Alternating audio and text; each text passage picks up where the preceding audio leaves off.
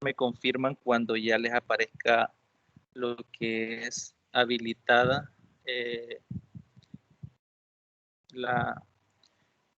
cuando ya puedan visualizar lo que es la presentación. Bueno, dice Rebeca acá, buenas noches. Xiomara, Kenny, Xiomara está teniendo problemas con el internet. Bien, está bien, Rebeca, voy a tomar el apunte para reportarnos que estuvo intentando ingresar y que tenía problemas de conexión y agregarlo al informe. Gracias por avisar. Bien, en este momento les voy a compartir lo que es la presentación que ha sido elaborada por el compañero tutor Héctor Salomón. Pues, estas presentaciones, como saben, están habilitadas en plataforma en la unidad 4 para que ustedes de ahí mismo puedan revisarlas, ¿no? Si desean descargarlas, si desean leerlas. Incluso hay un video grabado del compañero Héctor Salomón en el cual aborda los temas para que ustedes puedan retroalimentarse directamente de esos videos. Como saben, el día de ahora tenemos lo que es la tutoría número 4 correspondiente al sábado 8 de mayo. Entonces, el primer tema es el contenido 4.3, que es la educación en la sociedad de la información y el conocimiento. ¿Qué subcontenidos vamos a abordar o qué características vamos a abordar de este tema que es el impacto de las TIC en los sistemas escolares y educación? Primero, lo que es las tecnologías de la información y la comunicación. Después, cuáles son los aportes de estas tecnologías, el uso de estas tecnologías en los centros educativos, niveles de integración de esas tecnologías y los escenarios de adaptación a las tecnologías de información y comunicación. El objetivo principal de este contenido es que ustedes puedan clasificar los impactos que las tecnologías de la información y comunicación están teniendo en los sistemas escolares y directamente en lo que es la educación. La definición, comenzaremos definiendo lo que entenderemos por TIC o tecnología de información y comunicación, y diremos que son todos aquellos recursos, herramientas y programas que se utilizan para procesar, administrar y compartir la información mediante diversos soportes tecnológicos. ¿Cuáles pueden ser esos soportes tecnológicos? Pues sabemos que son las computadoras, los teléfonos, teléfonos móviles o teléfono Android o iOS o teléfono inteligente. Tenemos lo que son los televisores, reproductores portátiles, ya sean de audio o de video, o consolas de videojuegos. Es decir, todos estos elementos tecnológicos o todos estos artefactos son los que facilitan o propician el hecho de que usted pueda utilizarlo como recurso, como herramienta, utilice programas en ellos y pueda así de esta forma procesar lo que es la información. Entonces, cuando hablamos de TIC, vamos a estar hablando de todas esas herramientas y de otras que quizás no aparecen acá, pero que nosotros conocemos. ¿Cuáles son los aportes que hacen las tecnologías de la información y la comunicación? Primero, es de fácil acceso a una inmensa cantidad de información. Por ejemplo, ustedes desde su teléfono móvil, desde una tablet, desde una computadora, pueden tener acceso, si tienen internet, a cualquier clase de información. De hecho, cualquier tema que ustedes busquen, si se van y lo buscan directamente en Google, se van a encontrar con una lista de documentos, ya sea archivos de Word, PDF, páginas web, artículos, blogs, que tienen esa clase de contenido en esa información sobre ese tema que ustedes están buscando, ¿no? Entonces, es de fácil acceso porque es tan fácil como escribir el tema y darle a buscar, ¿no? Entonces, es uno de los aportes que tienen las tecnologías. ¿Cómo era esto antes sin las tecnologías? Pues, si usted quería realizar una investigación, por ejemplo, usted iba a la casa comunal o iba a las bibliotecas o incluso a veces hasta se compraban libros por encargo, ¿no? A veces yo recuerdo que veía antes, como allá por el año 1998, 99, que llegaban a las escuelas o a los centros escolares personas a vender libros a los docentes. De hecho, mi mamá es profesora y yo recuerdo que ella compraba esa gran cantidad de libros, tenía una librera y ahí tenía todos los libros y siempre compraba a veces 2.000, 3.000 colones que se pagaban en cuota por tener que una enciclopedia, un diccionario, otros libros que en teoría iban a servir para el desempeño académico de nosotros, ¿no? Entonces, hoy en día no, hoy en día eso ha quedado desfasado y usted tiene acceso a esa información prácticamente de forma inmediata, ¿no?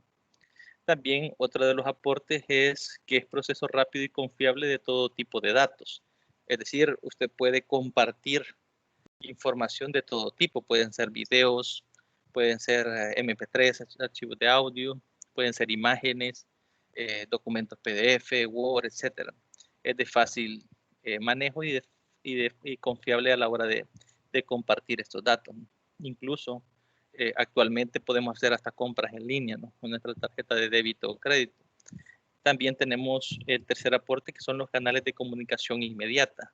Por ejemplo, lo que estamos haciendo nosotros en este momento, yo hablando, ustedes escuchando, ustedes pueden hablar y yo escucharlo. Es una comunicación que sucede de forma inmediata a través de medios tecnológicos, ¿no? Como es la computadora, tal vez ustedes están en su celular o en una tableta, y puede ser en cualquier lugar y momento, ¿no? El cuarto aporte es la capacidad de almacenamiento masivo. Actualmente disponemos de un, digamos, espacio limitado, tanto en nuestro ordenador como en la nube, ¿no? Pero puede ser de una forma masiva. Es decir, cuántos archivos, por ejemplo, de Word o PDF puede almacenar usted en su teléfono, en la nube, aunque el almacenamiento sea limitado, eh, puede ser masivo dependiendo del peso de los archivos que se manejan, ¿no? Entonces, esa es otra aportación que se ha hecho con las tecnologías de la información y la comunicación. El quinto aporte es la automatización de los trabajos. Creo que aquí hablamos o mencionamos un ejemplo de cómo funciona lo de Uber, ¿no? Hay aplicaciones actualmente de Rapidito, Mandadito y un montón de aplicaciones que automatizan trabajos que antes eran impensados. Es decir, ahora a través de estas tecnologías podemos hacer o trabajar en cosas que antes ni podíamos imaginar. El sexto aporte es la interactividad directamente entre usuarios. Por ejemplo, si usted entra a un blog o a un chat que antes era famoso allá por el 2004, 2005, que existían muchos chats que uno entraba y conversaba con personas que uno no conocía, ¿no? Pero tenía ese factor que a veces hablábamos con gente de otros países, Colombia, por ejemplo, México, y teníamos esa posibilidad, ¿no? De interactuar que están al otro lado de un dispositivo, ¿no? Al igual que nosotros. El séptimo aporte es la digitalización de todo tipo de información. En una tutoría de las anteriores abordábamos la digitalización de documentos, pero no solamente se pueden digitalizar lo que son los documentos, tenemos otra variedad de archivos que también es posible digitalizar. Por ejemplo, podemos hacerlo en video, podemos hacerlo en audio. Antes, no sé si ustedes recuerdan, se utilizaban los famosos, por ejemplo, los VHS con el cassette para ver las películas, ¿no? O para grabar videos, ¿no? Se hacían en esas cintas y esas cintas se reproducían en un aparato, ¿no? Hoy en día tenemos los archivos MP4, que básicamente es la digitalización de películas, videos, también juegos, y hay una cantidad inmensa, ¿no? De archivos que están ya digitalizados directamente en la web. De hecho, como les mencionaba anteriormente en uno de los puntos anteriores, hasta las ventas están digitalizadas. Usted ya no necesita ir, por ejemplo, a Walmart e ir, andar recogiendo todos los productos, buscando los productos que quiere y luego pasar a pagar. Hoy usted puede ir a la página oficial, seleccionar los productos que desee, pagar con su tarjeta y luego pasar a retirar directamente, que creo que le llaman pick-up, que usted llega, se estaciona y con la orden de compra llegan y le dan sus productos. Entonces, si nos fijamos, también eso es parte de la digitalización, ¿no? Ahora bien, ¿qué es el uso de las TIC en los centros educativos? ¿O cómo se utilizan las TIC directamente en utilizar? Primero puede ser como uso administrativo, después puede ser como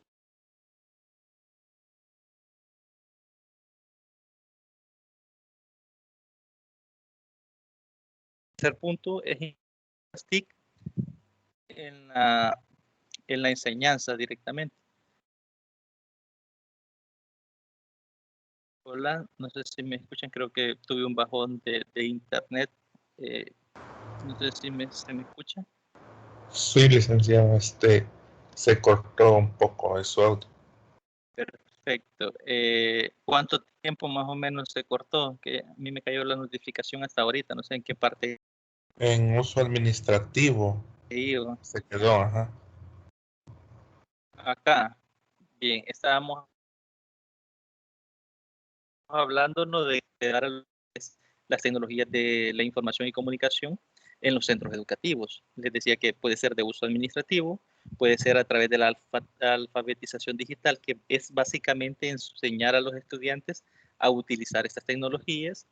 El tercer punto también puede ser incorporar las tecnologías de la información y comunicación directamente en los procesos de enseñanza-aprendizaje. El cuarto puede ser un uso docente. Y el quinto puede ser un uso estudiantil. Vamos a revisar cada uno de ellos. Por ejemplo, el primero, que es el uso administrativo de las tecnologías de información y comunicación en lo que son los centros escolares. Puede ser mediante la incorporación de computadoras en cada puesto administrativo. Puede ser la secretaria, el director, no sé qué otros puestos administrativos hay dentro directamente de los centros escolares, pero puede ser que se le brinde esas tecnologías a la secretaria, al director, al subdirector, y mediante esta tecnología ellos pueden llevar un respaldo, ¿no?, de todas las actividades que hacen, programar, planificar, etcétera, ¿no? Eso sería para un uso directamente administrativo. También puede ser mediante el uso de sistemas informáticos para la gestión administrativa, por ejemplo, planilla de pago, inventarios del centro escolar, contabilidad del centro escolar, etcétera, ¿no? También puede ser uso de sistemas informáticos para la gestión académica, del control de notas, expedientes académicos, control de horarios, etcétera. Por ejemplo, maneja lo que es el sistema Prometeo. Ese sistema es donde usted, digamos, desde primer año, desde que usted ingresa a la nacional, todo su récord. Es decir, ahí aparecen todas las materias aprobadas, las notas con las que se aprobaron esas materias, si la cursó en primera, en segunda o tercera, aparece su cum, aparece su promedio, aparecen datos directamente suyos, ¿no? Personales, etcétera. Es decir, aparece toda su ficha estudiantil y esa está alojada en esa plataforma directamente. Entonces, la nacional ahí maneja todo. Ese es el uso administrativo que se le está dando a las tecnologías de la información y comunicación directamente en la Universidad de El Salvador. También puede ser mediante la implementación de comunicaciones electrónicas con padres de familia, proveedores y otros centros educativos. Al leer eso, yo recordaba lo que se da en las escuelas con relación a lo que es los útiles escolares. Antes, los directores buscaban directamente a quién querían contratar de los proveedores. Llegaban, había una reunión y ellos veían qué proveedor les parecía más, tal vez por la calidad de los productos que les ofrecía o cualquier otro elemento para decidir contratarle.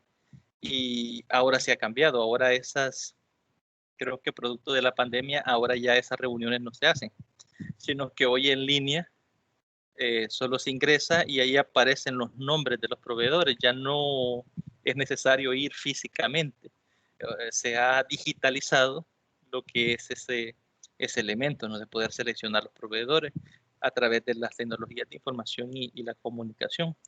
Desventajas que tienen, si lo vemos en este apartado con el ejemplo que les puse, es que a veces no conocemos a quién están contratando. A veces hay escuelas que no conocen a los proveedores directamente y solo aparecen los nombres y seleccionan al azar cualquiera. Entonces no saben ni de dónde es, ni qué clase de productos son los que va a llevar a los centros escolares, ¿no? Por ejemplo, en una escuela de acá del lado de San Miguel, yo recuerdo que conocí a una directora que tenía un proveedor de útiles escolares que era de la zona de la Libertad. Imagínense, de extremo a extremo, básicamente para que tanto vinieran ellos a dejar los productos como para firmar papeleo o cualquier papeleo que se necesitara la directora, pues era bastante difícil poderlo ver o que ellos lo vinieran a dejar, ¿no? Entonces, hay ventajas y hay desventajas, todo mediante la utilización de las tecnologías de información y comunicación, ¿no? Ahora bien, ¿cuál es la utilización de esas tecnologías para la alfabetización o alfabetización digital? Que es enseñar a utilizar esas tecnologías a nuestros estudiantes. Primero, la instalación de centros de cómputo, que creo que esto se dio allá por el año 2005, se comenzó que en los centros escolares se comenzaban a dar ciertas computadoras y se establecían lo que son los centros de cómputo o los CRAN. Y ahí se enseñaba a los estudiantes a encender la computadora, a apagarla, a utilizar la enciclopedia en carta, luego aprendieran a realizar búsquedas en internet, luego que aprendieran Office básico, ¿no? Que es lo que aparece acá, la enseñanza de paquetes ofimáticos básicos, por ejemplo, Word, Excel, PowerPoint o cualquier otro software que facilite en alguna medida alguna actividad en el ámbito académico, ¿no? También sirve enseñarles el uso de aplicaciones de Internet, ¿no? Por ejemplo, tenemos Chrome, Firefox, Mozilla, etcétera, ¿no? Entonces, también se les enseña en la alfabetización digital a que utilicen esos recursos, ¿no? O esas plataformas. También la creación de asignaturas sobre informática. De hecho, la carrera que ustedes están cursando directamente va orientada a eso, ¿no? A que ustedes puedan desempeñarse en esta área directamente, que es la alfabetización digital. Es decir, enseñar a otros estudiantes a manejar lo que es la tecnología de la información y comunicación. Con la pandemia a veces nos hemos dado cuenta que hablaban antes desde tempranas edades, comienzan a manejar lo que son los smartphones, las tablets, las computadoras, y actualmente se tiene la creencia, o al menos el gobierno lo interpreta un tanto así, al dotar a los estudiantes de computadoras, de que se pueden manejar estos recursos, cuando la gran verdad es que el estudiante, bueno, por lo que yo he visto en mi experiencia, lo que puedo opinar o hablar, ¿no? Es que el estudiante maneja aquellas aplicaciones que le convienen, ¿no? Por ejemplo, YouTube, que Instagram, Facebook, Twitter, es decir, aplicaciones directamente de ocio. ¿Por qué digo esto? Porque, bueno, yo tuve la experiencia, el año pasado, de que las tareas, yo estuve trabajando en un centro escolar, las tareas se les pedía a los estudiantes que las subieran directamente a lo que es Classroom. En realidad no es tan complicado, para los que lo han hecho lo sabrán, cargar una fotografía directamente a lo que es una tarea creada en Classroom, ¿no? Pero ¿qué pasaba? Que los estudiantes no sabían hacerlo, incluso les costaba descargar la aplicación, ingresar a la clase, y ¿qué tocó? Tocó venir y hacerles tutoriales de cómo paso a paso lo tenían que hacer, que no es como uno la cree, que a veces pensamos que todos los niños tienen acceso a esas tecnologías, y la gran realidad es que no. A veces por motivos económicos, como ya lo hemos hablado anteriormente en otras tutorías, aquí en nuestro país la tecnología es sumamente cara, y pues no todos tienen acceso a esa tecnología, y el que tiene acceso a veces no tiene para pagar internet residencial, o no tiene para comprar un paquetico, ¿no? Y poder recibir una clase en línea, etcétera. Entonces, hay elementos a veces dentro de esta alfabetización digital que son diferentes ya cuando enfrentamos la realidad en que vivimos nosotros, ¿no? También tenemos lo que es la incorporación de las TIC en la enseñanza, ¿no? Implementación de talleres de formación docente de las asignaturas básicas y de especialidad, ¿no? Elaboración de materiales educativos. Estos materiales pueden ser videotutoriales, pueden ser materiales escritos, pueden ser presentaciones, etcétera, ¿no? También uso de pizarras electrónicas en el aula. Esto más que todo para aquellas asignaturas que lo requieren, por ejemplo, el matemática, ciencias, que a veces tenemos la parte de físico-química, o aquellas asignaturas donde se requiere directamente una interacción, ¿no? Que el estudiante observe a medida se le va explicando, ¿no? Y que no se puede hacer a través de presentaciones como lo estamos haciendo en este momento, que se puede hacer porque es una asignatura un poco teórica. También tenemos el uso de la computadora y el proyector multimedia en los salones de clase, implementar bastante bien en nuestro país, ¿no? Ya hay mucho, antes se tenía la creencia, ¿no?, de que los docentes no querían actualizarse, no querían aprender a utilizar equipos informáticos y por ende actualizar la forma en que ellos daban sus clases, ¿no? Entonces actualmente no, yo he visto docentes, bueno, tal vez este último año no, o tal vez sí por el hecho de la formación que tuvieron en Classroom en su gran mayoría, para poder dar la posibilidad de la continuidad educativa a sus estudiantes, ¿no? Pero volviendo a esto del uso de los proyectores, antes de la pandemia, al menos yo, pude ver docentes que utilizan en el área de matemática, ¿no? O Prezi, o Simbalú, o se me ha escapado otra, que es para hacer juegos interactivos, no recuerdo el nombre, que lo hacían para tener un grado de aportación mayor a lo que, o captar de mejor forma lo que es la atención directamente de sus estudiantes.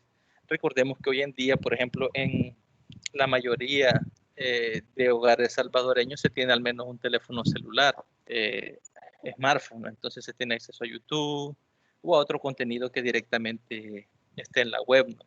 Entonces, imaginemos un estudiante que está acostumbrado a todo hacerlo en el celular o en la computadora o en una tableta, y llega al centro escolar y en el centro escolar únicamente se utiliza la pizarra. Entonces es un tanto frustrante para el estudiante porque ya está acostumbrado a aprender de otra forma, que es a través del dispositivo electrónico. Entonces es un tanto retroceder al ir a esos centros escolares y ver que no se está utilizando las tecnologías. Entonces por eso es importante la incorporación de estas tecnologías de información y comunicación directamente en la enseñanza, ¿no? También incorporación de textos, imágenes, sonidos y videos en las clases. También, bueno, yo tuve quizás la fortuna de que cuando estaba estudiando mi maestría, uno de los docentes, bueno, de los licenciados que nos daba una asignatura que se llamaba sociología, él, todo el mundo se reía de él porque él siempre que llegaba al salón de clases llevaba cargando una bocina, pero grande, ¿no?, de esas Bluetooth que se cargan y que también se pueden conectar vía cable. Entonces, la iba cargando más o menos de unos 50 centímetros de alta la bocina, y para todas sus clases él iba cargando su bocina. Entonces, cuando le preguntaban por qué, era porque él acostumbraba a poner videos de cada uno de los temas que él desarrollaba. O sea, él explicaba, ponía ejemplos, proponía ejemplos, hacía actividades y al final de las actividades ponía un video directamente de la que eso era como su machete, porque el estudiante se acostumbraba, y en cierta medida es cierto, al ritmo que él imponía directamente en la forma de desarrollar su clase, ¿no? Entonces él lo hacía mediante imágenes, sonidos y videos, y ciertamente era más interactivo que si solo se fuese y se hablara, ¿no?, el contenido, o se discutiera el contenido, no se hiciera la actividad y listo, ¿no? También el uso docente que se puede dar a las tecnologías de la información y comunicación es mediante la planificación y preparación de las clases, elaboración de materiales educativos. Nuevamente, esos materiales pueden ser videos, pueden ser documentos escritos, etcétera. Adquisición de computadoras personal. En este caso, creo que por lo que hemos vivido de la pandemia, muchos docentes decidieron, ¿no?, sacar a veces a cuotas un equipo como una computadora, una laptop, ¿no?, porque su trabajo ya lo demandaba, ¿no? Tal vez anteriormente no se habían visto en esa necesidad, pero con la pandemia, pues sí pasó eso. De hecho, los equipos tecnológicos se escasearon en nuestro país. Se los menciono porque yo tengo un amigo que cuando estábamos allá por abril, creo, me dijo que dónde podía comprar una computadora y yo le nombré varios lugares y resultaba que todas las que tenían un precio accesible ya no tenían en existencia, es decir, computadoras de 200, 300 dólares ya no habían, solo habían de 500 para arriba. Y era porque todos habían acaparado ese recurso tecnológico porque era necesario directamente para sus clases, no tanto para docentes como para estudiantes. También interactuar con estudiantes y padres de familia, ¿no? Se puede hacer directamente actualmente mediante celular, ¿no? Creo que muchos docentes optaron por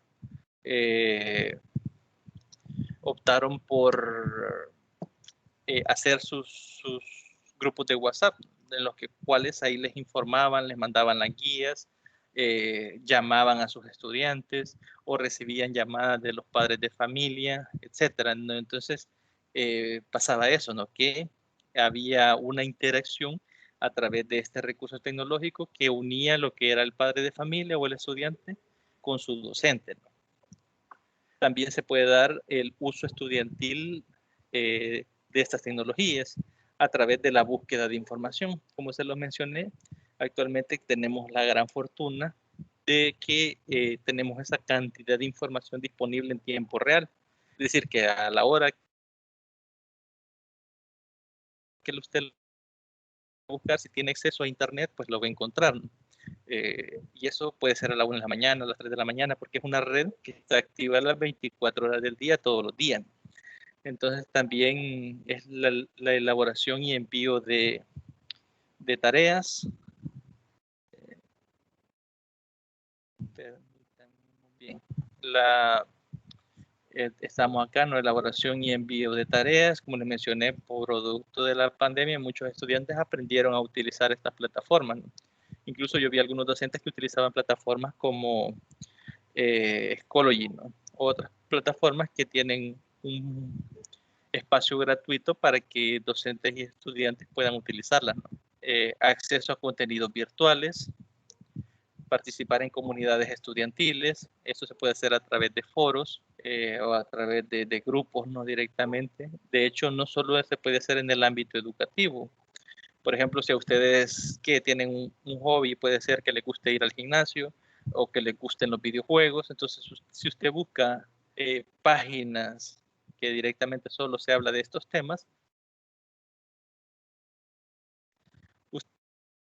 y recibir información directamente de ese elemento que usted ha buscado. Por ejemplo, yo recuerdo, bueno, a mí me gusta el fútbol y recuerdo haber buscado mis equipos favoritos directamente en páginas de Facebook, por ejemplo, o en Google, y encontrar foros que me redireccionaban a grupos en particulares. Entonces uno se une a esos grupos y ahí le están cayendo notificaciones o informes o incluso conversaciones dentro de los miembros de la comunidad sobre temas que tienen relevancia del tema que nosotros hemos buscado, ¿no? Entonces, podemos participar en todas esas comunidades y no solo en el ámbito educativo, ¿no? Sino en general. Pero acá está destacado, como es en uso estudiantil, lo estamos destacando esas comunidades directamente en comunidades estudiantiles. También interactuar con otros estudiantes y con otros docentes. A veces, o mejor dicho, con el avance tecnológico, hemos tenido las posibilidades de estudiar carreras en línea, maestrías en línea, doctorados en línea. A veces hay universidades de México, de Estados Unidos, que ofrecen estas carreras en línea y el título vale lo mismo que si usted está de forma presencial en la universidad. Por ejemplo, ustedes acá, con esta carrera que han optado y la cual están deseosos de culminar, ¿no? O que están con eso, con esa ilusión de afrontarlo, se van a dar cuenta que su título va a ser exactamente el mismo que alguien que ha estado de forma presencial. No hay ninguna diferencia. A veces por los prejuicios pasa de que se cree o se tiene la mala idea de que vale menos un título en línea que un título de forma presencial, y ustedes se darán cuenta con el pasar de las asignaturas, de los ciclos, hasta que se gradúen, que la exigencia es la misma. Es decir, por el hecho de que ustedes estén en línea, no se baja la exigencia, se pide exactamente la misma calidad en los trabajos que si fuese presencial, solo que aquí el rol de ustedes es más importante. ¿Por qué? Porque son ustedes los que disponen de su tiempo, son ustedes los que disponen de en qué momento hacer sus actividades, en qué momento participan en la tutoría. Incluso las tutorías no son obligatorias, ustedes no pueden asistir y luego quieren ver la tutoría en la grabación, para eso están, ¿no? Entonces, si se fijan, permite que nosotros interactuemos con otras personas en tiempo real, ¿no? A veces la limitante que tenemos es el dinero. Por ejemplo, yo buscaba hace algún tiempo una maestría en México, en una universidad de México, pero los costos eran demasiado altos y yo no podía pagarlo, aunque era en línea y pudiese haber estudiado, tenía esa posibilidad, no podía costearme esos costos, ¿no? Entonces, directamente nosotros en el camino, pero se le puede dar esos usos directamente a las tecnologías de información, perdón, y comunicación. Ahora bien, ¿qué niveles de integración poseen las TIC? José María Martín Patiño, Jesús Beltrán Llera y Luis Pérez en 2003 identifican 3 niveles de integración de las tecnologías de información y comunicación. Por ejemplo, el primer nivel es aprender sobre las TIC. La segunda es aprender de las TIC. Y la tercera es aprender con las TIC. Pareciera que se refieren a lo mismo, pero no. Veamos por qué. ¿Qué es aprender sobre las TIC? Sería la utilización de las TIC para la alfabetización digital, es decir, enseñar a los estudiantes a que manipulen programas, software que viene siendo lo mismo, ¿no? Hardware o todo el equipo directa que pertenezca a las tecnologías de información y comunicación. En los centros educativos se realiza principalmente en las aulas de informática, ¿no? Podemos ver eso. Incluso actualmente nosotros con la existencia de YouTube podemos aprender muchas cosas que tal vez no aprendimos en la escuela. Por ejemplo,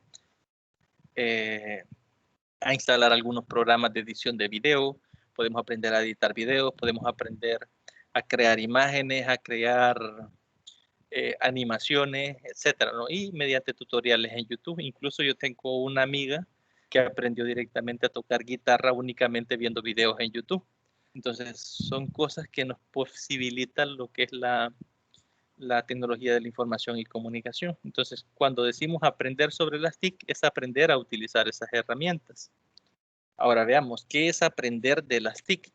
Cuando las TIC se utilizan en el ámbito de una clase, de una asignatura básica o especialidad, por ejemplo, mediante un sistema de pizarra electrónica, su uso en principio es parecido al que se hace con un proyector o con un video. Si nos fijamos, aprender de las TIC es aprender cómo su utilización nos puede beneficiar. Por ejemplo, acá, si vemos la imagen, vamos a ver que se está utilizando una pantalla electrónica y la persona que está ahí está aprendiendo un concepto matemático y puede escribir, puede borrar pantalla. No fue diseñada directamente para esa función, pero se le está dando en el aula esa función. Entonces, eso es aprender de las TIC. ¿Qué función le podemos dar directamente a las TIC para la enseñanza dentro del aula, ¿no? Para los procesos de enseñanza-aprendizaje dentro del aula? Ahora bien, ¿qué sería entonces aprender con las TIC? Se usan las TIC como instrumento cognitivo y para la interacción y colaboración grupal. Un ejemplo claro de ello es lo que estamos haciendo en este momento, es decir, estamos discutiendo un contenido, posibilidad, si así lo desean, de aportarnos, de agregar ejemplos de la vida cotidiana, podemos discutir si así lo desean, plantear alternativas, podemos plantear ejemplos, etcétera. Entonces, cuando estamos utilizando las tecnologías para aprender algo en particular, no necesariamente el uso de estas tecnologías, estamos aprendiendo con esas tecnologías. Es decir, en este momento usted puede estar aprendiendo con su tablet, con su celular, con su computadora y está aplicando lo que es aprender con las tecnologías de la información y la comunicación. Bien, acá ahora tenemos lo que son los escenarios de adaptación de las tecnologías de información y comunicación. Aviram en 2002 identifica 3 posibles reacciones de los centros docentes para adaptarse a las tecnologías de información y comunicación. El primero es el escenario tecnócrata, el segundo es el escenario reformista y el tercero es el escenario holístico. Vamos a revisar cada uno de estos. Por ejemplo, el escenario tecnócrata nos dice que las escuelas se adaptan realizando simplemente pequeños ajustes. Introducir la alfabetización digital de los estudiantes en el currículum para que utilicen las tecnologías de información y comunicación sería el aprender sobre las TIC y la utilización de las TIC como fuente de información y proveedor de material didáctico sería aprender de las TIC. Es decir, en este elemento, en el tecnócrata estamos utilizando lo que es aprender sobre las TIC y aprender de las TIC. Serían 2 de los 3 elementos que mencionábamos anteriormente. Ahora bien, en el escenario reformista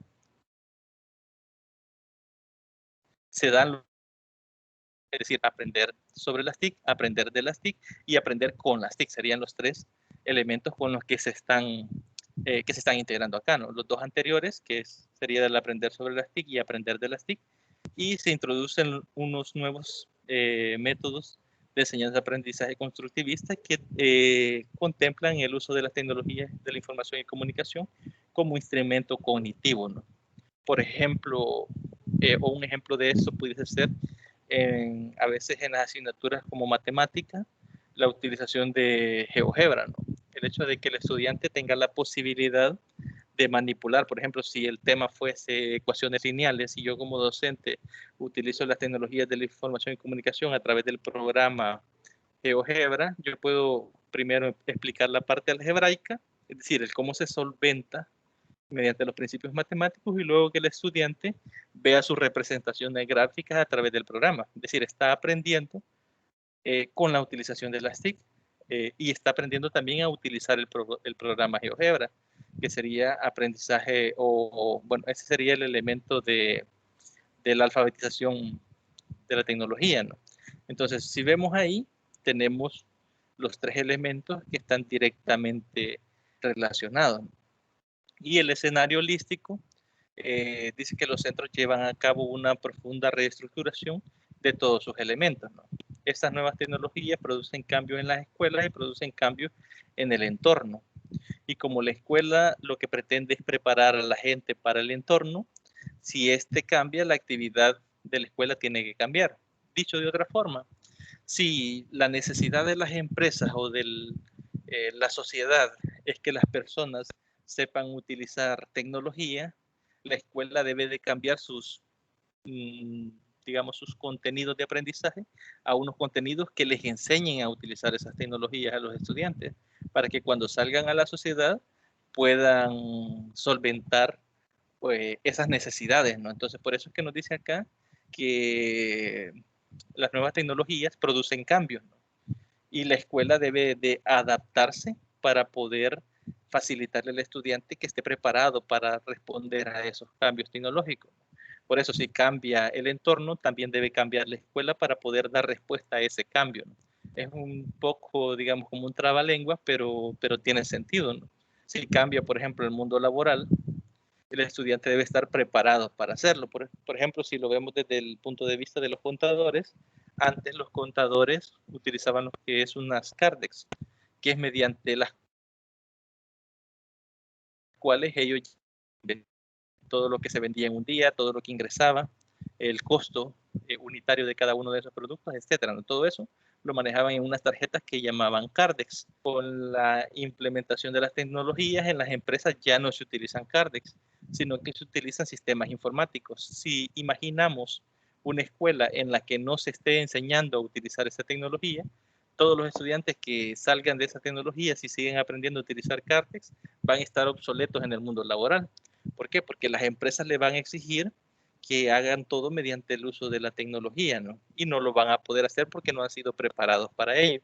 Entonces la escuela debe reformar sus planes de estudio para poder responder a esas necesidades directamente de la sociedad, ¿no? Y con eso finaliza lo que es el primer contenido. No sé si alguno tiene algún comentario, alguna pregunta o algo que desee agregar directamente a lo que estaba presentándonos en el primer contenido, a lo que se ha leído en el primer contenido, pues puede hacerlo en este momento si lo desean.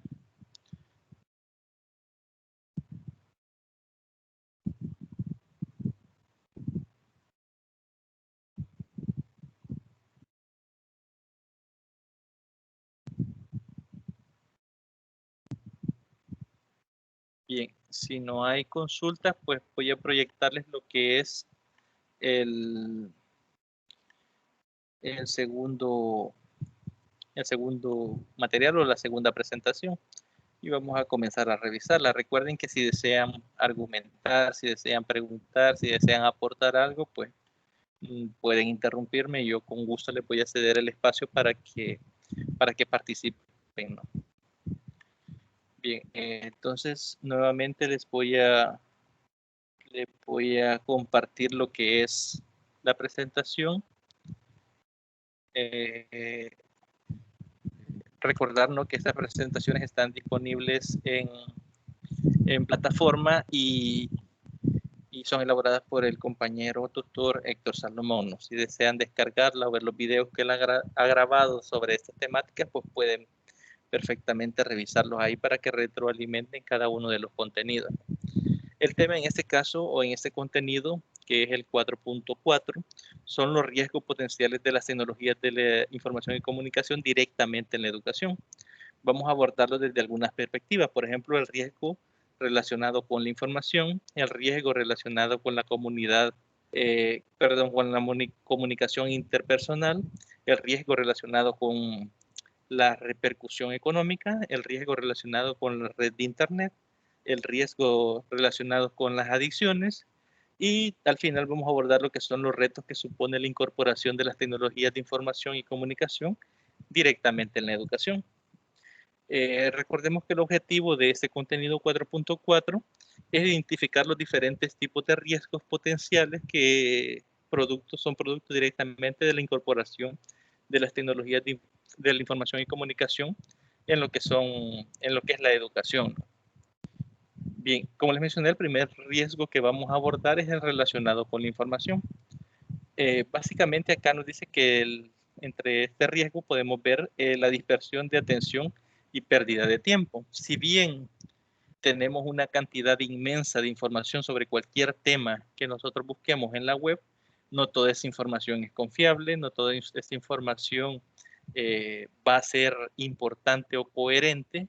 Puede que encontremos archivos sobre el tema que no tengan nada que ver con lo que a mí me interesa o lo que yo estoy buscando, pero porque tienen algunas palabras en similitud aparece como una opción, ¿no?, para descargar.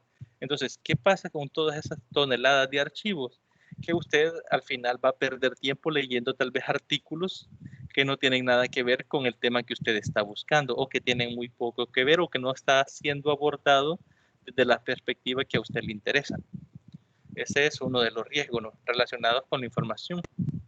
Otro es el acceso de los niños a información nociva e inapropiada. Es decir, hay que tener cuidado. Por ejemplo, si alguno de ustedes tiene hijos o hijas, se van a dar cuenta de que ustedes tratan de cuidarlo, ¿no? Es decir, no le vamos a dar la tablet y que busque lo que quiera, ¿no? Hay que restringir aquellos contenidos que no son apropiados directamente para el niño, ¿no?, o para la niña.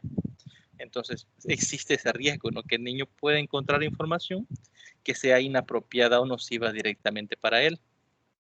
También tenemos otro riesgo que es el acceso a la información peligrosa e ilícita. Por ejemplo, a veces encontramos grupos o personas que, por ejemplo, venden, por ejemplo, armas de fuego sin papeles, venden motocicletas sin papeles, carros sin papeles o cualquier otra información que brinden que no sea legal, ¿no?, o que pueda ser riesgosa. También otro riesgo de la información es el acceso a información poco fiable o falsa. Es decir, a veces en la web encontramos información que no es cierta, ¿no? Y nosotros a veces pensamos que por el simple hecho de que está en la web, toda la información que está ahí ha sido verificada y eso no es cierto. Entonces, es otro riesgo que corremos cuando buscamos información directamente en la web. También tenemos los riesgos relacionados con la comunicación interpersonal. Por ejemplo, lo que es la recepción de mensajes basura. ¿A cuántos no nos ha pasado que a veces nos salen mensajes, ya sea en nuestro correo electrónico, de alguna tienda, de algún elemento que usted no ha buscado y le aparece, ¿no? en su correo electrónico o en su bandeja de mensajes de Messenger, por ejemplo? A veces hay memes que hacen a uno que uno sonría, pero a veces son bien apegados a la realidad.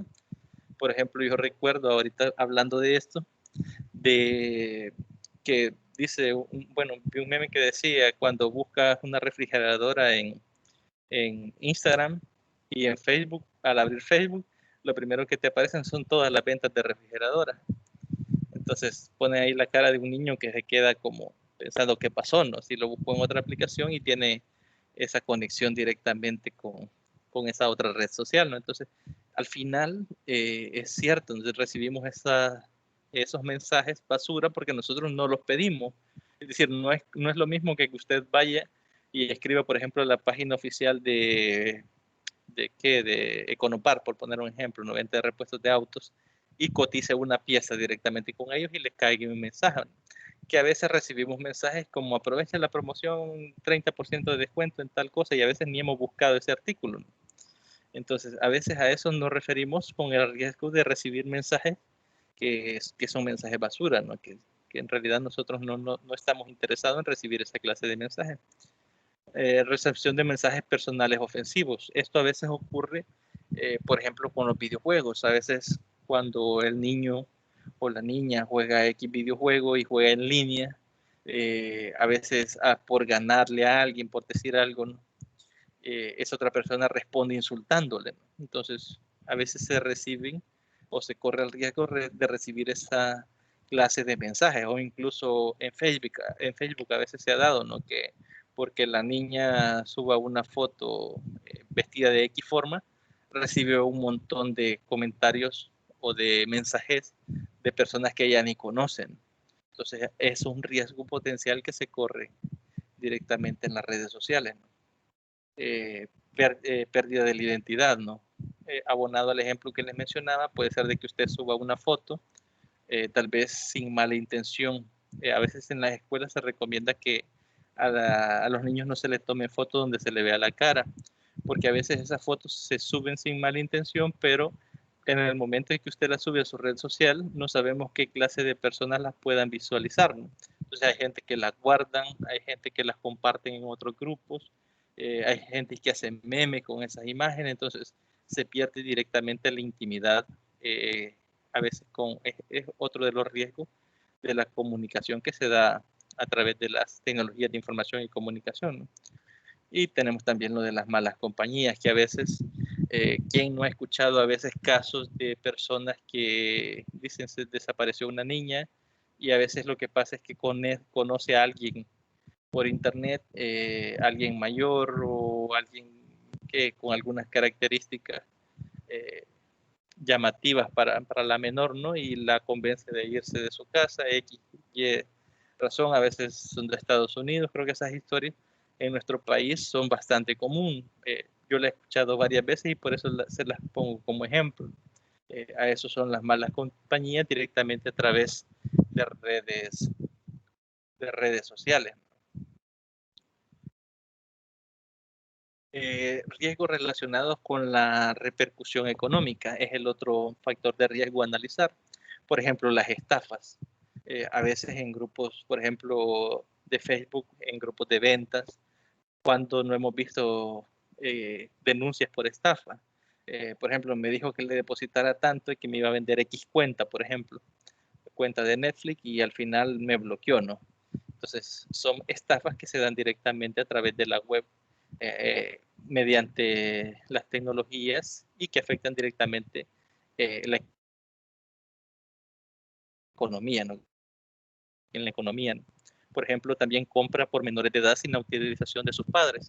A veces hay menores de edad que, por ejemplo, en juegos bueno, yo he visto videos de personas que a veces comparten esas experiencias, que su hijo, por qué comprar algún elemento del juego al que no tenía acceso y agarra la tarjeta de crédito de su papá o de su mamá y va y compra eh, estos elementos, ¿no? Directamente sin el permiso de sus padres, y como únicamente la única validación que pide las compras en línea son los dígitos que aparecen en las tarjetas y los 3 dígitos que aparecen al reverso y la fecha, únicamente con la tarjeta cualquier persona puede hacerlo. Otro a veces son los robos que surgen.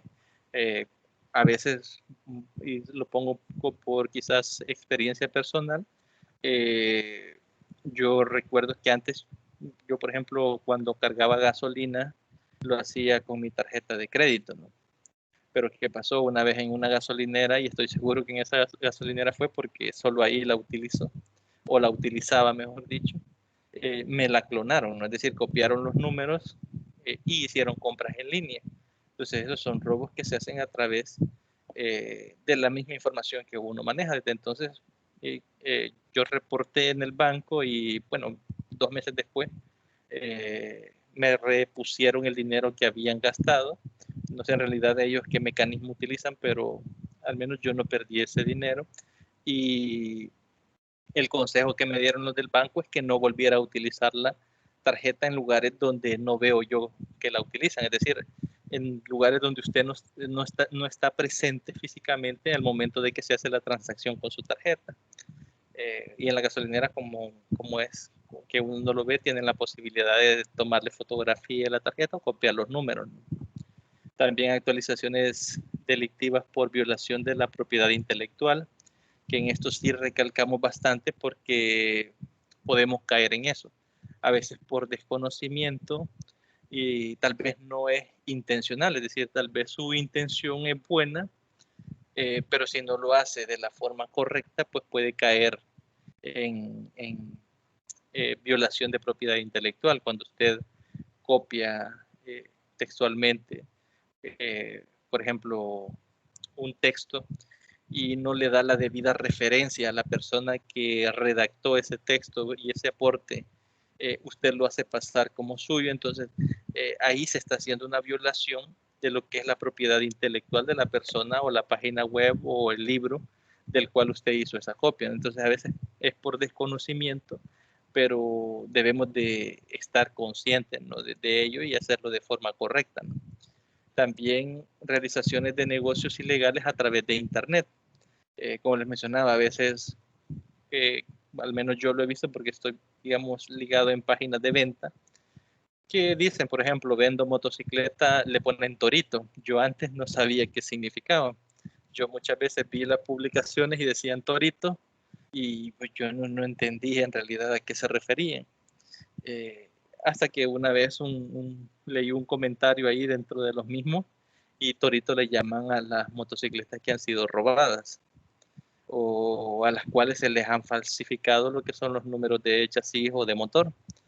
Entonces, de esas motos a veces se tienen tarjetas, se tienen documentación, pero esa documentación no es legítima, es decir, es falseada, ¿no? O falsificada, mejor dicho. Entonces, a veces se corre ese riesgo directamente de repercusión económica si usted va y adquiere esos productos, ¿no? A eso se le llama receptación. De hecho, actualmente se hizo un famoso, una noticia de una persona que se había, o se le encontró, mejor dicho, lo que es una computadora de las que está dando el Ministerio de Educación, y pues se le capturó por receptación. Es decir, ahí no se puede argumentar, por ejemplo, que usted la compró sin saber que era ilegal, ¿no? O que había sido robada, ¿no? Entonces, ahí no se puede tampoco adjudicar que usted fue el que se la robó. Entonces, es mejor evitar y no caer en estos problemas. Yo tengo un amigo, quizás para comentarles un poco sobre esto, que se dedica a la compra y venta de autos. A él casi lo meten preso o lo iban a meter a la cárcel porque a él le vendieron un carro, disque en precio de ganga, entre comillas, ¿no? porque le dijeron de que no tenía detalles, era un carro reciente, que andaba como por los $7,000 y a él se lo daban en 3,500, y que solo tenía un golpecito en el bumper, ¿no? Algo así le dijeron. Entonces él pensó que era ganancia segura, ¿no? El hecho de ir, eh, cambiar el bumper, pintarlo y venderlo más caro, ¿no? Entonces él se fue, lo compró en 3,500, le hicieron papeleo, como traspaso y todo, como que era todo legal. Y a los días, como él lo publicó en los grupos, pues le llegó a la casa la policía y lo capturaron, ¿no? por hurto, ¿no? Por receptación, ¿no? Entonces, él como tenía papeleo, tenía número de DUI de quien en teoría se lo había vendido, estuvo detenido, pero logró salir, ¿no? Lo que sí, que perdió su dinero, es decir, su inversión, sus $3,500 en ese vehículo la perdió y se ganó que todos los otros vehículos que él tenía su nombre para venta o que había comprado, pues fueron revisados con lupa, ¿no? Es decir, llegaron, revisaron todos sus vehículos, corroboraron números para ver si había otro vehículo, que estaba en las mismas condiciones. Para suerte de él, pues no fue así, ¿no? Entonces, quizás hay que tener bastante cuidado en esos elementos, ¿no? A veces por desconocimiento, repito, caemos en alguno de esos problemas, y lo que tenemos que tratar de hacer es evitarlo en la medida de lo posible. Otro riesgo relacionado con la red de Internet sería la lentitud del acceso. Es decir, a veces el acceso por zonas, a veces la zona en que vivimos, a veces no hay cobertura de las empresas. Por ejemplo, yo he ido a cantones donde no hay a veces ni luz eléctrica o no hay agua potable, y mucho menos va a haber una conexión cableada de internet. Incluso la señal de telefonía, eh, de datos para internet, es bastante baja. Entonces, esos son otros riesgos que se corren, ¿no? Que es la lentitud directamente que se tiene al acceso a la red. Otro problema son problemas de virus. Creo que esto lo vivimos bastante en lo que utilizábamos programas como Ares, ¿no? A veces vemos en Facebook, yo recuerdo que yo lo hice para descargar películas, música, etcétera, ¿no? Eh, y por cada meme.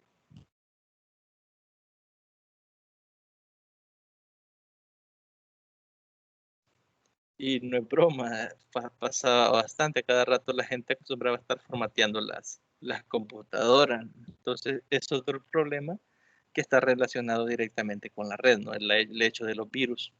Y también la publicidad no solicitada, que es lo que llamamos spam, ¿no?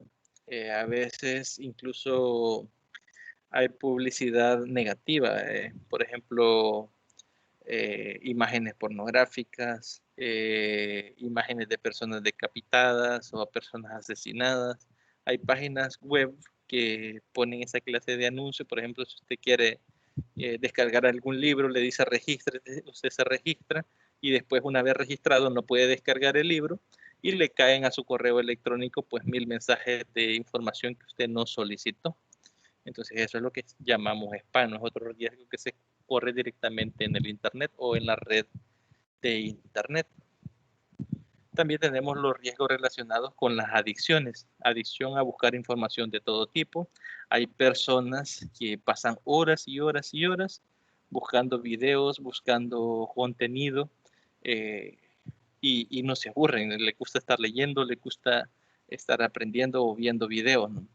De hecho, yo tengo una sobrina que tiene 7 años y ella con YouTube, a ella le gustan mucho los animales y tiene eso de que puede pasar horas y horas y horas viendo videos de animales, es decir, por ejemplo, características de los animales, cuáles son los animales más peligrosos, etcétera. Entonces, es un problema cuando se crea esa adicción. Y otra adicción es, por ejemplo, a los videojuegos compulsivos. Hay personas que se desvelan jugando y llegan a altas horas de la madrugada todavía jugando. Entonces ya eso ya no es algo normal, ¿no? Por ejemplo, yo recuerdo en mi época de estudiante que tenía un compañero que él era muy inteligente, bueno, es muy inteligente, y no necesitaba estudiar la gran cosa, es decir, él leía poco y aprendía bastante de lo que leía, entonces no le costaba el aprendizaje en sí para él. Entonces, a veces él nos decía que nos fuéramos a quedar a la casa de él y que estudiáramos ahí. Entonces, él a veces a las 9 de la mañana se iba a dormir, perdón, a las 9 de la noche se iba a dormir y a la 1 nosotros a veces seguíamos estudiando, se levantaba a jugar, se levantaba a la 1 de la madrugada y llegaba a veces hasta las 6, 6 y media, todavía jugando.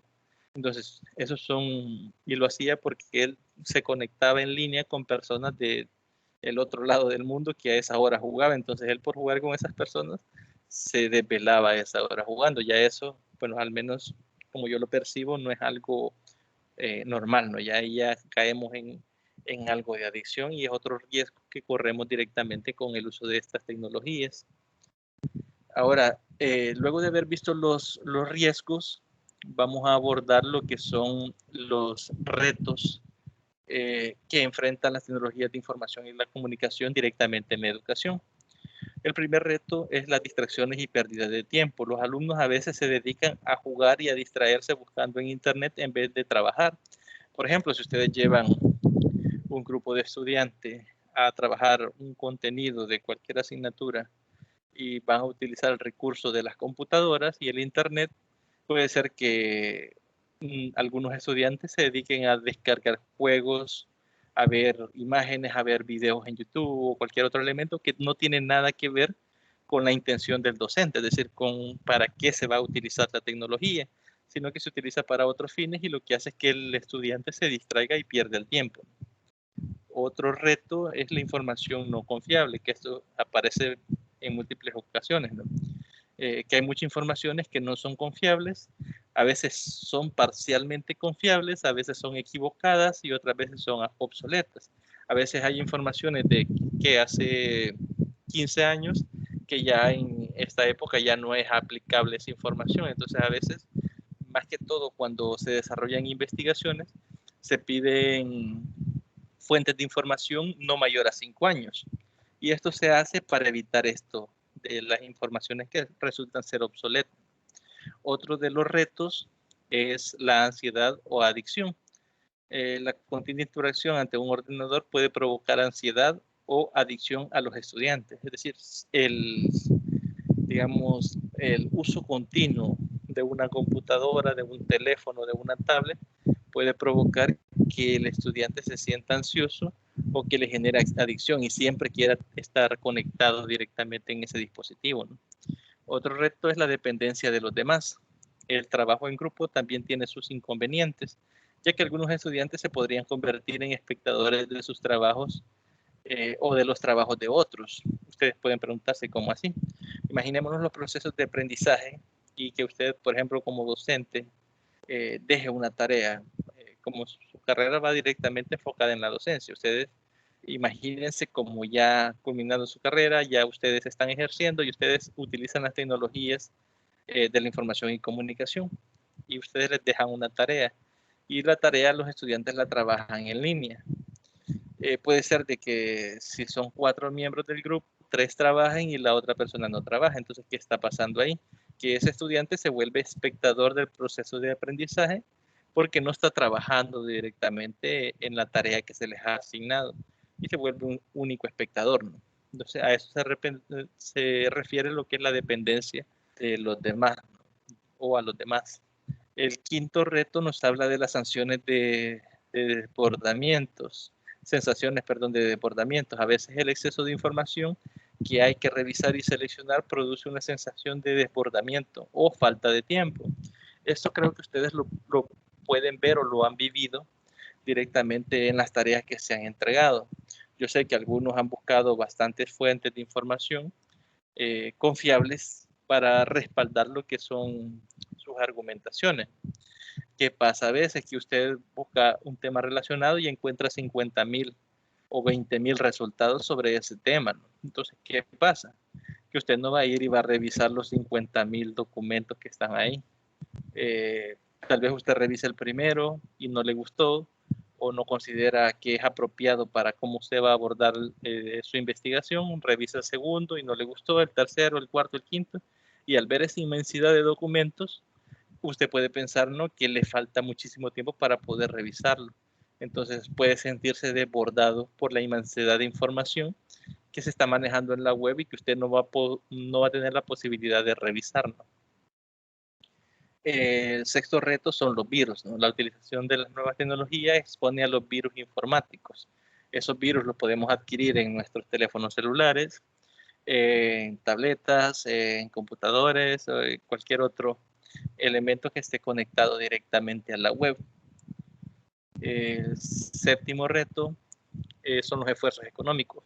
Cuando las tecnologías de la información y comunicación se convierten en herramientas básicas de trabajo, surge la necesidad de comprar un equipo personal. Como les mencionaba, con la actual pandemia a veces hemos visto docentes, estudiantes que han tenido que ir y sacar algún crédito o sacar una computadora, un celular, una tableta al crédito para poder responder a la necesidad, ¿no?, educativa que presentaba la pandemia. Entonces, eso requiere de esfuerzos económicos, puede ser por los padres de familia, incluso por los mismos estudiantes. Yo he conocido estudiantes que trabajan y estudian, creo que los que están acá en su mayoría hacen eso, ¿no? Y es muy, muy admirable, ¿no? Porque es un esfuerzo muy grande que ustedes hacen. Entonces, a veces de su dinero, de lo que ustedes trabajan, hacen el esfuerzo de comprar un celular o una tableta o una computadora para poder continuar con sus estudios. Entonces, a eso se refiere con el esfuerzo económico. El octavo reto nos habla de las limitaciones en el acceso a la tecnología. No todos tienen las iguales oportunidades de acceso a las tecnologías de información y comunicación, en especial en los países más pobres. En nuestro país, pues vamos a ver que acá las tecnologías, repito, son bastante caras. Incluso a veces las posibilidades que tenemos no nos permiten comprar un equipo nuevo. A veces compramos un celular usado, una computadora usada, y lo digo por experiencia, porque yo lo hice. En mi tiempo, bueno, en mi época de estudiante, pues yo no tenía dinero para comprarme una computadora de $400. Entonces ahorraba y de mis ahorros pude comprar una de 160, 170, ¿no?, que era bien básica, pero me servía con todas esas limitantes para cumplir con el objetivo para lo que yo la iba a utilizar, ¿no? Entonces, a veces pensamos que todas las personas tenemos las mismas oportunidades y eso no es cierto. A veces por motivos económicos, algunos tienen más posibilidades que otros y nosotros nos vemos limitados por esas limitantes, valga la redundancia, económicas, ¿no? Y ahí finaliza lo que es el contenido 4.4. No sé si alguien quiere agregar algo, alguna experiencia que haya vivido, que se apegue directamente a los contenidos que estamos abordando. Algún comentario, si no tienen micrófono, recuerden que pueden hacerlo acá en la bandeja de mensajes, que yo también los puedo leer. No sé si alguien quiere aportar o agregar algo.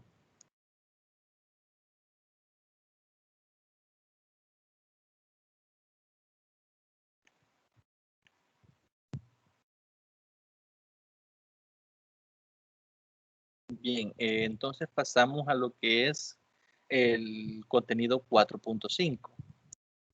Si no hay comentarios, entonces abordamos el contenido. En este momento le voy a proyectar lo que es la presentación. El contenido es la tecnología educativa en la posmodernidad. La vamos a abordar desde algunos puntos de vista. Por ejemplo, primero, ¿qué es el posmodernismo? La filosofía de la posmodernidad, el discurso tecnológico, la educación en la posmodernidad y la tecnología educativa en la posmodernidad.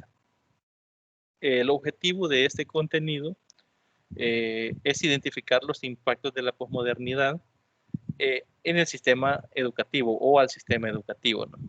Primero veamos qué es la posmodernidad. Se trata de un movimiento filosófico, histórico y artístico que emerge en la segunda mitad del siglo XX, más concretamente en la década de los 80. Recordemos que cuando hablamos de filosófico nos referimos a aquellas características, aquellas reflexiones del pensamiento que se hacen sobre el por qué ocurren los fenómenos, las causas y consecuencias de esto, ¿no?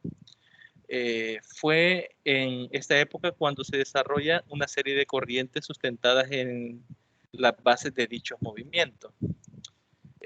La acepción o la adopción más frecuente de posmodernidad se popularizó a partir de la publicación de la condición posmoderna, Bellen, François, Lyotard, en 1979. A pesar que el posmodernismo se aplica a las corrientes muy diversas, todas estas corrientes comparten la idea de que el proyecto moderno fracasó en su intento de renovación radical de las formas tradicionales del arte y la cultura, y el pensamiento y la vida social. Podemos entender la posmodernidad en tres maneras diferentes. Primero, como un periodo histórico, es decir, como un periodo histórico en el tiempo, como una actitud filosófica o como un movimiento artístico. De cualquiera de esas tres formas se puede entender lo que es la posmodernidad. Podemos decir que el padre de esta filosofía fue Friedrich Nietzsche, creo que así se pronuncia, Nietzsche, para el cual o para él no hay verdad y no existe Dios. El hombre no posee un punto de referencia o un fundamento. El hombre se encuentra en términos absolutos. Creo que acá no me sale completa la presentación. Dice, estamos acá, el hombre se encuentra en términos absolutos sin nada y sin nadie, ¿no? Esas son las creencias de Nietzsche, ¿no? Esta filosofía es el origen del moderno nihilismo, en el cual no se cree en la existencia de los valores ni en la necesidad de estos mismos valores. El famoso superhombre de este autor Nietzsche, el cual desprecia los apoyos de la razón y las grandes verdades, el mundo axiomático. Cuando hablamos del mundo axiomático nos referimos a aquellas cosas que asumimos como ciertas. Un ejemplo de un axioma, por ejemplo, puede ser las partes, la suma de las partes es igual al todo. Es algo que asumimos como cierto sin necesidad de una comprobación. Entonces, cuando hablamos del mundo axiomático, son todas esas reglas o todas esas leyes que nosotros asumimos como ciertas sin necesidad de una comprobación. Puede ser, por ejemplo, la gravedad. Todos creemos en la gravedad, ¿no? Y tenemos o asumimos como cierto las leyes de Newton, por ejemplo. Y no hay detrás de esto una demostración directamente ligada a que esto exista puramente, ¿no? Entonces, él directamente creía o no creía en lo que es en el mundo axiomático o axiológico, porque es capaz de enfrentar a su realidad sin la ayuda de los mitos ni de los falsos fundamentos. En el discurso tecnológico tenemos que la tecnología provee un discurso, que es definido como un medio comunicativo que afecta a las formas de comunicación, a la construcción del conocimiento y que tiene efectos y consecuencias en las transformaciones sociales. También, como dice Lyotard, la tecnología se conforma como el segundo apoyo del pensamiento posmoderno. La tecnología ha transformado a la sociedad, ya que es la sociedad el lugar en el que se produce el saber. Es decir, la tecnología ha transformado directamente la forma en la que nos comportamos en la sociedad y es ahí en donde se produce el saber. Por ejemplo, actualmente, ¿cómo sabemos nosotros, por decir algo, cuánto tiempo hacemos, por ejemplo, de un lugar a otro? O cómo llegar directamente a un lugar que nosotros no conocemos. Por ejemplo, una compañera de trabajo me decía, ¿usted conoce dónde queda, por ejemplo, el hospital psiquiátrico? Me decía. Entonces, yo le decía, no, pero busquémoslo en Waze o en Google Maps, ¿no? Entonces, pero ese saber, es decir, el hecho de que yo sepa que se puede buscar en estas aplicaciones, es producto directamente del saber de la sociedad, porque actualmente se utilizan y eso es producto directamente de la tecnología que ha transformado, ¿no? Porque antes esto no se podía hacer. Antes las personas, si necesitaban ir a un lugar que no conocían, pues iban preguntando, y de ahí nace el dicho de preguntando se llega a Roma, ¿no? Entonces, actualmente no, la tecnología ha cambiado y el saber que se ha creado mediante esa tecnología en la sociedad es ahí mismo en la sociedad donde está ese saber, ¿no? También nos dice que la sociedad tecnológica es la sociedad de la información. El saber está basado en la transmisión de datos y en la capacidad de almacenamiento de grandes cantidades en servidores informáticos.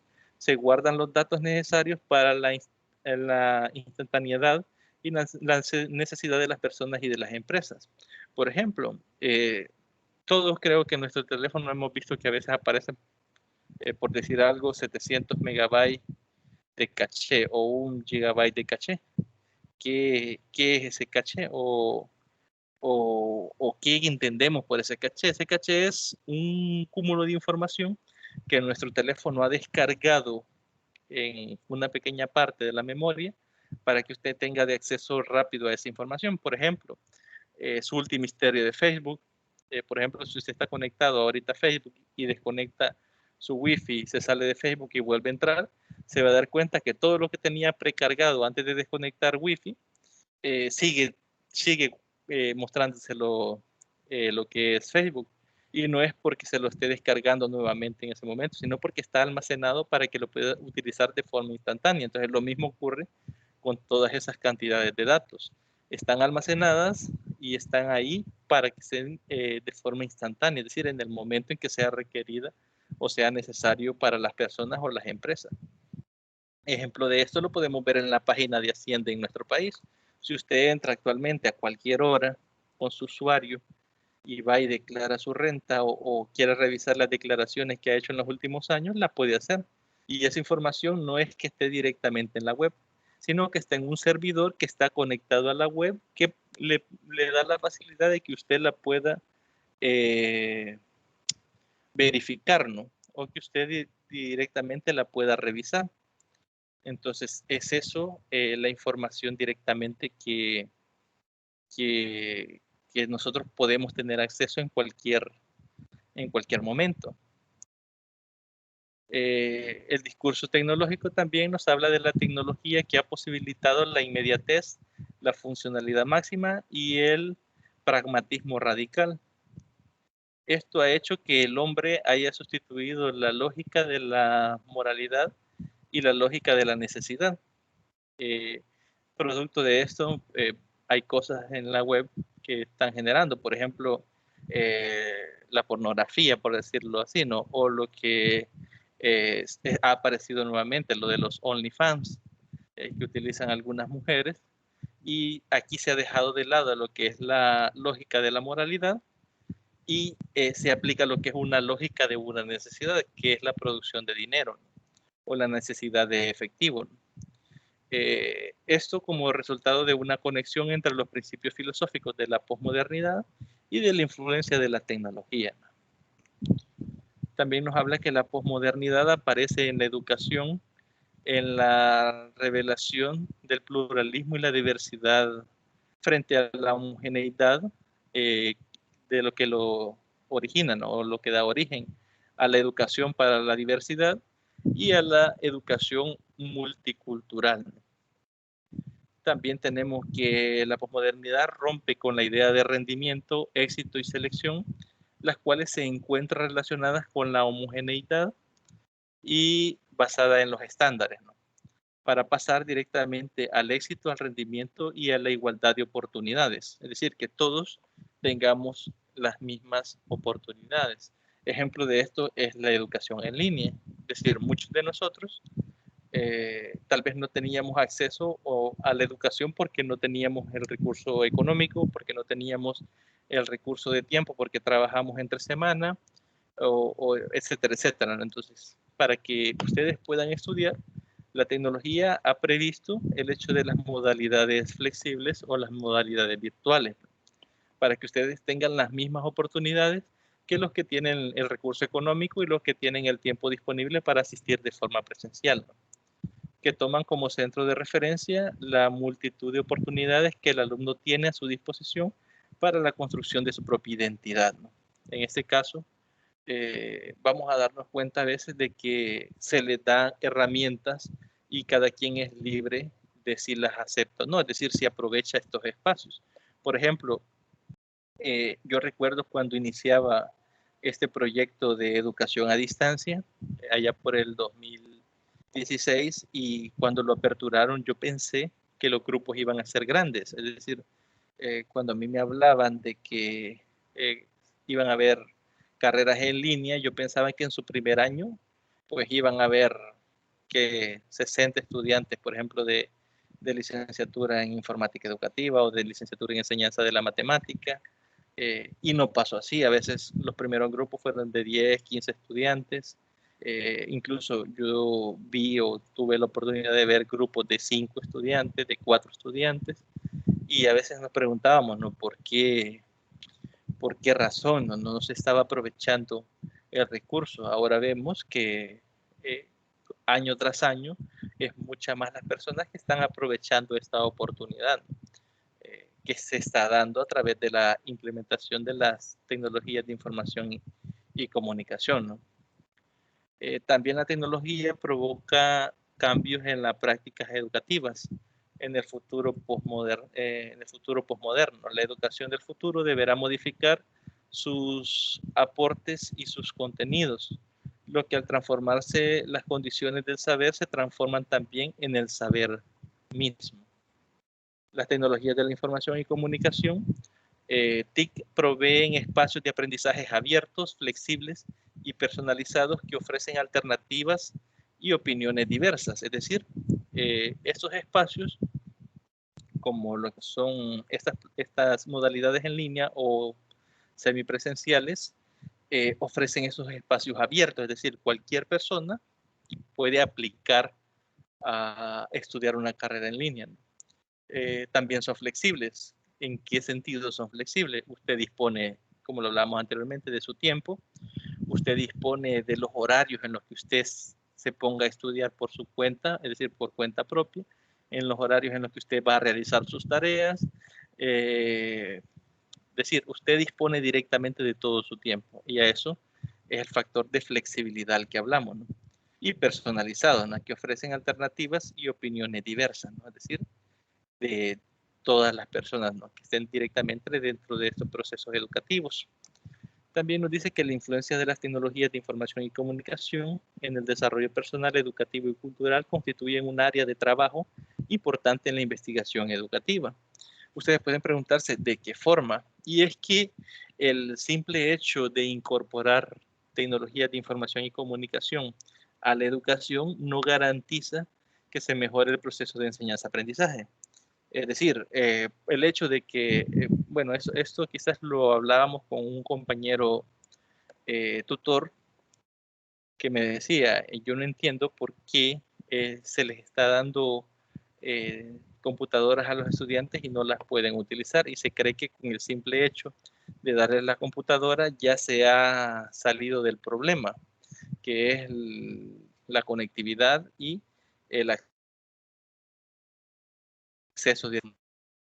Pero hay otras cosas de trasfondo, por ejemplo, enseñarle al estudiante a que utilice esos equipos de forma correcta, garantizarles la continuidad, etcétera, etcétera. Entonces, cuando hablamos de la importancia de investigación educativa, es de todas esas teorías que van surgiendo año con año, usted como docente en un futuro va a poderlas poner a prueba. Por ejemplo, yo estoy trabajando de tutor también en una asignatura de investigación, y hoy por la mañana tenía tutoría de investigación, y yo les decía a ellos, nos tocó abordar lo que eran las inteligencias múltiples con los estilos de aprendizaje y los estilos de enseñanza de los docentes. Entonces veíamos o revisábamos una investigación que garantizaba que si se utilizan técnicas de enseñanza de acuerdo a los estilos de aprendizaje del estudiante, se mejoran lo que es los rendimientos académicos de esto. Lo mismo ocurre con las computadoras, ¿no? O la tecnología directamente de la información y comunicación. El simple hecho de que en educación se utilicen computadoras o se utilicen tecnologías de información y comunicación no garantiza que esto tenga un impacto positivo en lo que es el rendimiento académico de los estudiantes. Va a depender de otros factores que es necesario investigar, y de hecho muchos de estos aún están siendo investigados en otros países, ¿no? Que ya han comenzado a utilizar tecnologías para para los procesos de enseñanza-aprendizaje directamente. También nos habla de las tecnologías de comunicación que favorecen nuevas comunidades educativas, por lo que las escuelas deben pensarse desde un nuevo punto de vista y replantearse nuevas competencias y papeles sociales. Alvin Toffler en 1990 a 1991 concibe la educación del futuro a partir de las siguientes características. Por ejemplo, la primera, interactividad, o sea, educación a través de tecnología interactiva, ¿no? Puede ser con plataformas que interactúan en una asignatura que se llama recursos didácticos, que se abordaban plataformas educativas que eran bastante interactivas, que eran a través de juegos. Por ejemplo, en ciencia veía yo que les ponían lo que es la tabla periódica y ellos tenían que encontrar el elemento que se decía con sonido, ¿no? Entonces se aprendía a través de la interactividad con esa plataforma, ¿no? El segundo punto, la capacidad de desarrollar la educación en cualquier ambiente o en cualquier institución. El tercer elemento, la convertibilidad de procesar la información entre medios en el fin de conformarse. El cuarto nos habla de la posibilidad de conexión, que el estudiante posea con fuentes plurales de información. El quinto es la democratización total de la información, es decir, que la información esté disponible para todos. Cuando hablamos de democratizar, es eso, ¿no? Que cualquier información, cualquier documento, cualquier investigación esté disponible en la web y que todos tengamos acceso directamente a esos contenidos, ¿no? El sexto punto habla de lo que es la mundialización o información sin fronteras ni referencias. Creo que actualmente este punto lo estamos utilizando bastante. Por ejemplo, para las investigaciones que ustedes han realizado, se habrán dado cuenta que existen muchísimos documentos que a veces vienen de otros países como Estados Unidos, México, Colombia, España, Canadá, etcétera, etcétera, ¿no? Es decir, hay muchísima información que ha sido subida o cargada o puesta en práctica en cualquier parte del mundo a la que usted tiene acceso directamente por el simple hecho de estar conectado a la red, ¿no? Y con eso finalizamos lo que es el tercer contenido que estaba previsto para el día de ahora, ¿no? Que es el contenido 4.5. Con eso tenemos completo lo que estaban planteados para el día de ahora. No sé si alguno tiene algún comentario o quiere aportar algo. Bueno, acá Daisy Noemí nos dice muy buena información, ya que muchas veces utilizamos esta tecnología, pero no sabemos todos los factores que están involucrados. La gran mayoría de personas no tienen acceso a esas tecnologías y por lo tanto no tienen información sobre las mismas. Ciertamente, Daisy, actualmente en nuestro país, y si buscamos las estadísticas mundiales, que creo que en la tutoría anterior veíamos algunos datos, hay muchas personas que aún no tienen o incluso no tienen acceso a la red. A veces encontramos que, por ejemplo, hay personas que sí tienen celulares porque, bueno, a nosotros quizás como docentes del Ministerio de Educación se nos trasladó que los estudiantes eran nativos digitales y que todos, incluso yo escuché comentarios de personas en las departamentales que decían ¿quién hoy en día no tiene un celular inteligente? Que era excusa del docente el decir que no se podían comunicar o que no podían recibir tareas si hoy todo el mundo tiene al menos en una casa un celular Android o iOS o un smartphone, ¿no? Que engloba todos estos sistemas. Pero ¿qué pasa? Que a veces el simple hecho de que tenga el celular no quiere decir que tenga acceso a internet o que esté conectado a la web. ¿Por qué? Porque muchas veces esos celulares las personas los utilizan para tomar fotografías, para grabar videos, o le dan otro uso distinto al que nosotros actualmente le damos. Entonces, yo me encontré a veces con, por ejemplo, madres de familia o padres de familia que me decían, no, pero es que yo no puedo estar todos los días poniendo empaquetivo porque me sale muy caro. Y, por ejemplo, una clase en línea dura 40, 45 minutos y se gasta 500 megas del paquete. Entonces, mejor que haga la tarea y que le mande las fotos y aprovechar esos 500 megas en las fotos que se van a estar mandando o en las preguntas, en los audios que él le va a estar preguntando y usted le va a estar respondiendo, que subiendo o viendo una clase. Esos 500 megas, me decía un padre de familia, me duran una semana. Y si entra a la clase, pues duran un día. Entonces yo no puedo estar gastando todos los días en eso. Y ciertamente es algo comprensible por las condiciones económicas, por el acceso. Incluso hay centros escolares que quedan cerca de penales y, y hay estudiantes que viven cerca de esos lugares y ahí la señal de internet es deficiente. Entonces, a veces no pueden ni cargar una fotografía, ni descargar un PDF.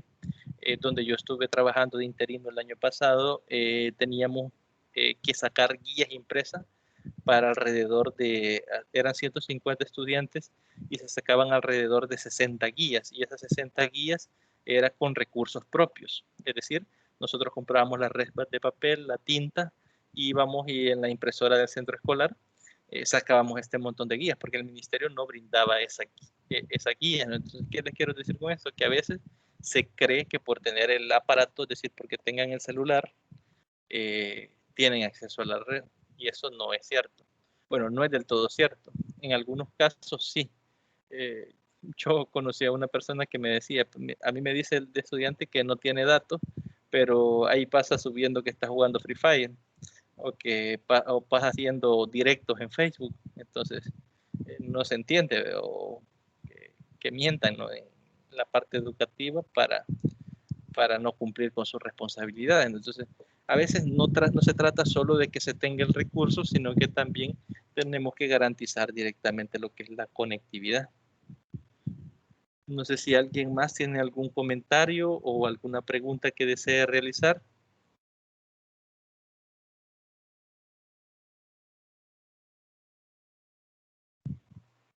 Algo que deseen aportar.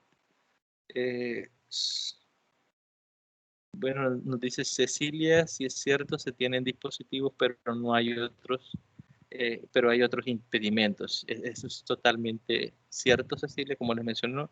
A veces uno se entera de la realidad de nuestro país, pues trabajando, ¿no? O incluso ustedes tal vez con sus hijos, si ya los tienen, ¿no? O con sus primos, o con algún familiar, ¿no?, que esté en el ámbito educativo, se habrá dado cuenta de todas las dificultades que provocó la continuidad educativa en línea.